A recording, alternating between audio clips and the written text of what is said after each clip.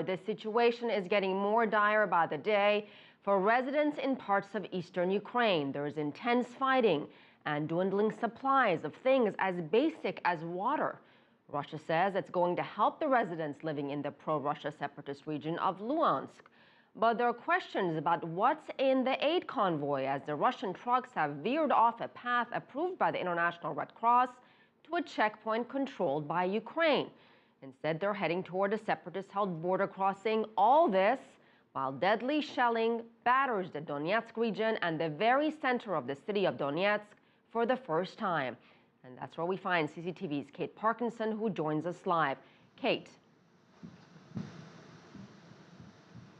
Yes, well, you're joining me as, I don't know whether you can see, but just over my shoulder, there's some very heavy shelling that's happening right now. This has been happening all day in Donetsk. Donetsk, of course, one of the last remaining rebel strongholds. It's been surrounded by Ukrainian armed forces for some time now, but fighting has mostly been confined to the outskirts of the city. Well, all that changed today, and we've seen fighting much closer to the city centre. In fact, earlier this afternoon, a shell landed at an apartment block just 2 blocks from the hotel where I'm standing now, and one man was killed. And this is really a sign of the fact that the fighting is getting much more serious here. And people here are very nervous. We've seen people fleeing the city. The streets are like a ghost town. People very nervous.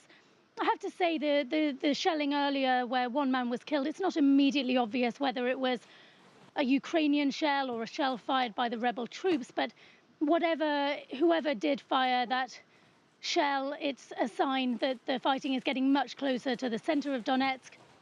And maybe this battle for Donetsk, for one of the last remaining rebel strongholds, is taking its final turn. Kate, let's talk about this Russian convoy of aid making its way to eastern Ukraine. The international media is talking about it. International reporters are certainly focused on this. But what about the people in eastern Ukraine? What do they think of this? Well, that's a really good question. I've been talking to people all day about it, and a lot of people in this part of Ukraine are really struggling. There's food shortage, water shortage. There are parts of Donetsk and certainly parts of Luhansk, the other remaining rebel stronghold, where people are without power and without a water supply. And I've been talking to people about how they feel about Russia sending this convoy, this huge convoy of humanitarian aid. I've been getting mixed reactions, which was actually quite surprising. On one hand, some people were saying, we desperately need the help. Please send us this humanitarian aid. We need the help. And if it comes from Russia, it's very welcome.